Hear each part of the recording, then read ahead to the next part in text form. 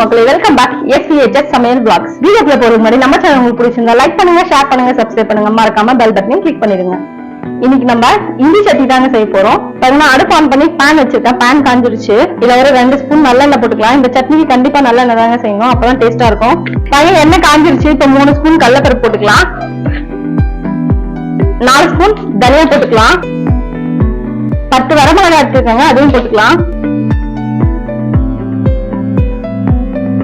எல்லாம் நல்லா செவந்து வரட்டுங்க. கட்டி பெருங்காயம் ஒரு 3 சின்ன துண்டு எடுத்து வச்சிருக்கேன், அதையும் போட்டுக்கலாம்.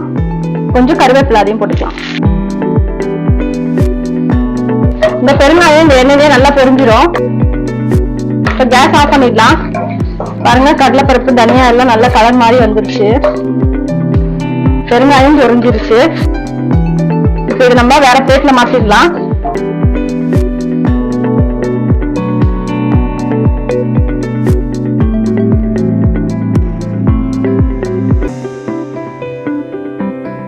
பாருங்க, இதே கிடையாது, நம்ம இன்னும் 1 ஸ்பூன் எண்ணெய் போட்டுக்கலாம்.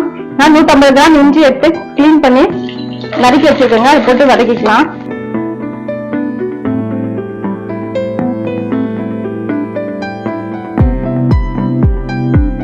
இஞ்சி நல்லா பிரவுன் ஆகி வரணுங்க.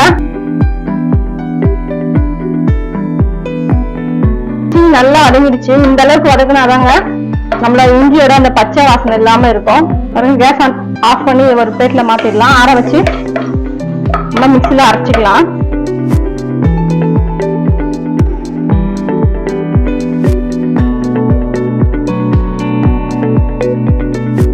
ஐம்பது கிராம் புளியை கரைச்சி வச்சிருக்கேன்.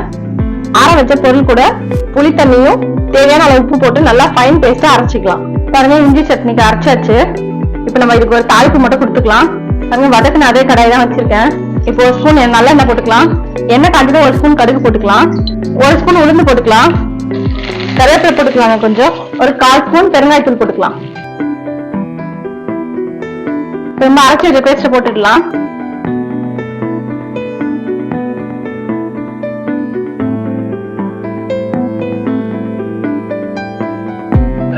இது ஒரு வாட்டி நல்லா கலரி விட்டுக்கலாம். இந்த சட்னிக்கு கொஞ்சம் வெல்லம் போட்டுக்கலாம். வெல்லம் போட்டவங்க நல்லா டேஸ்டா இருக்கும். பாருங்க, வெல்லம் நல்லா கரைஞ்சிருச்சு. அவ்வளவுதாங்க, சட்னி ரெடி ஆயிடுச்சு. இந்த சட்னியை நம்ம ஃப்ரிட்ஜ்ல வச்சு 1 மாசம் வரைக்கும் யூஸ் பண்ணிக்கலாம். சட்னி ஊறுகாவா கூட நம்ம வச்சு சாப்பிட்டுக்கலாம். ரொம்ப டேஸ்டியா இருக்கும். பேச்சுலர்ஸ்லாம் டைம் கிடைக்கும் போது இந்த சட்னி செஞ்சு வச்சுட்டா நம்ம எப்ப வேணாலும் யூஸ் பண்ணிக்கலாம். இஞ்சில நிறைய மருத்துவ குணங்கள் இருக்குங்க. குடல் சார்ந்த பிரச்சனை, மூட்டு வலி, வெயிட் லாஸ் பண்ணணும்னு நினைக்கிறவங்க, பிளட் பிரஷர் இருக்கவங்க, இவங்களாம் ரெகுலரா இஞ்சி எடுத்துக்கிட்டா ரொம்ப நல்லது. ரெகுலரா இஞ்சி எடுக்கும் போது கேன்சர் செல் கூட வராம தடுக்கலாம். இப்ப கேஸ் ஆஃப் பண்ணிடலாங்க. இஞ்சி சட்னி ரெடி ஆயிடுச்சு. பாருங்க, பச்சை பயிர் எடுத்துருக்கேன். இதை நம்ம ஒரு 4-5 மணி நேரம் நல்லா ஊற வச்சு எடுத்துக்கலாங்க. இப்ப இதை உப்பு போட்டு நம்ம மிக்ஸில அரைச்சிட்டு வந்துடலாம். பாருங்க, பச்சை பயிர் நல்லா அரைச்சிட்டு வந்தாச்சு. ஒரு தோசை பதத்துக்கு அரைச்சிருக்கேன். இப்ப நம்ம இதுல 1/4 ஸ்பூன் பெருங்காயத்தூள், ஒரு துண்டு இஞ்சியை பொடியை நறுக்கி வச்சிருக்கேன், அதையும் போட்டுக்கலாம். ஒரு பச்சை மிளகாய் நறுக்கி வச்சிருக்கேன், அதை போட்டுக்கலாம். ஒரு ஸ்பூன் ஜீரகம் போட்டுக்கலாம். 1/4 ஸ்பூன் மஞ்சள் போட்டுக்கலாம். அரைக்கும் போதே உப்பு போட்டாச்சுங்க.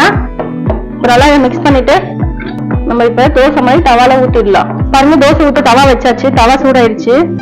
எண்ணெய் இல்ல நெய், உங்களுக்கு எது வேணுமோ அதை போட்டு நீங்க தோசை ஊத்திக்கலாம்.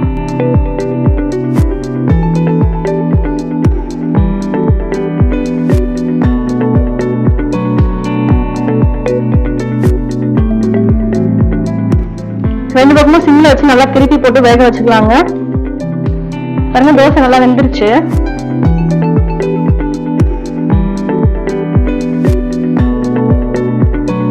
பாருங்க, ஆந்திரா ஸ்டைல் பெசரட் இஞ்சி சட்னி ரெடி ஆயிடுச்சு. ஸ்பெஷலா இந்த பெசரட்னு சொல்லிட்டு ஆந்திரா என்ன பண்ணுவாங்க, இந்த தோசைக்குள்ள உப்புமா வச்சு தருவாங்க. நான் இன்னைக்கு உப்புமாலாம் செய்யல, வெறும் தோசை தான் செஞ்சிருக்கேன்.